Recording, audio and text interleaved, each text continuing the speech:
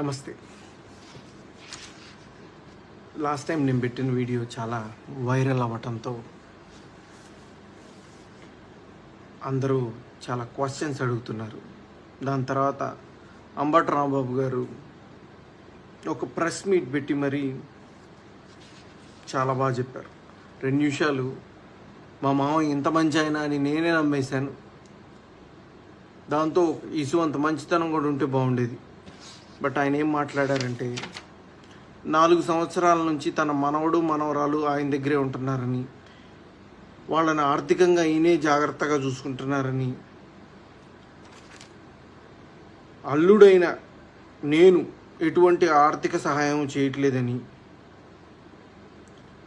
ఇవన్నీ చేయటం వల్ల దుర్మార్గుడిని అయితే గీతే నేనే అవుతాను తప్ప ఆయన కాడని మంచి వాగ్దాటిలో చెప్పారు. ఏదైనా దాన్ని ఒప్పుకోవాలి, ఆ స్కిల్ని ఒప్పుకోవాలి. ప్లస్ నా వెనకాల మోడీ గారు, పవన్ కళ్యాణ్ గారు, చంద్రబాబు నాయుడు గారు ఉండి చేయిస్తున్నారని చెప్పారు. ఇప్పుడు టాపిక్లోకి వద్దాం. ఇది నేను మీకు 2023 మార్చ్ 3 పంపించిన వీడియో చూడండి.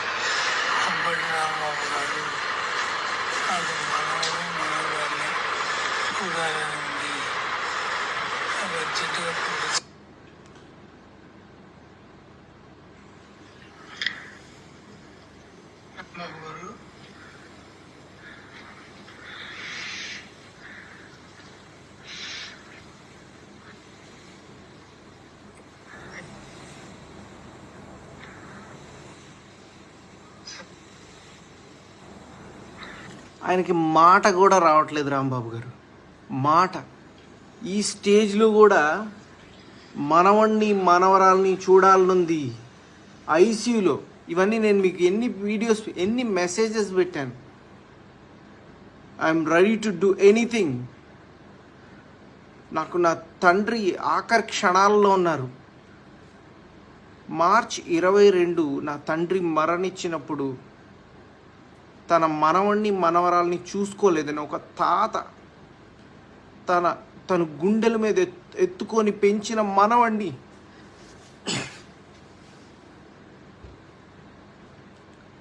మనవరాల్ని చూసుకోలేదని ఎంత కృంగిపోయి ఉంటారో నీ ఊహకి తెలుసా?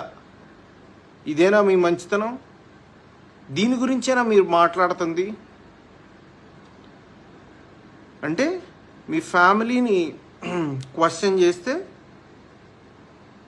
ఎంత దుర్మార్గం చేసేస్తారా? ఒక తండ్రి ఆఖరి కోరిక తీర్చలేని ఒక కొడుకుగా who is going to answer me? నిన్ను నమ్మి 4 సంవత్సరాల నుంచి మిమ్మల్ని నమ్మి మీరేదో న్యాయం చేస్తారని విసుగెత్తి నేను కోర్టుకి వెళ్తే నా తండ్రి ఆఖరి క్షణాలలో తన మనవణ్ణి మనవరాల్ని చూసుకోవాలని ప్రాధేయపడి మీ అందరికీ ఫోన్లు చేసి కాల్స్ చేసి ప్రాధేయపడితే పంపించలేదు. దీన్నేనా మంచితనం అనేది? ఇప్పటికైనా చెప్తున్నా, మీరు నా కొడుకుని నా కూతుర్ని పోషించనే అక్కర్లేదు.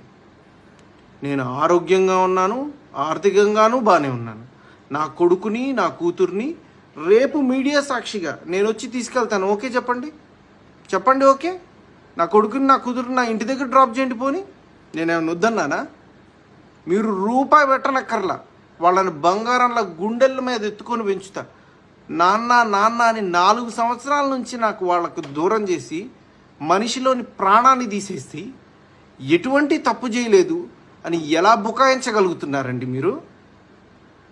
కనీసం కొంచెం అన్న ఇసువంతన్న ఆత్మసాక్షి ఉందా మీకు? మీరే ఆలోచించుకోండి. ఇంతకుమించి నేను మాట్లాడను, ఇంతకుమించి నేను అడగను, చెప్పను. మీరే ఆలోచించుకోండి. ఇది ప్రజలే ఆలోచించుకుంటారు.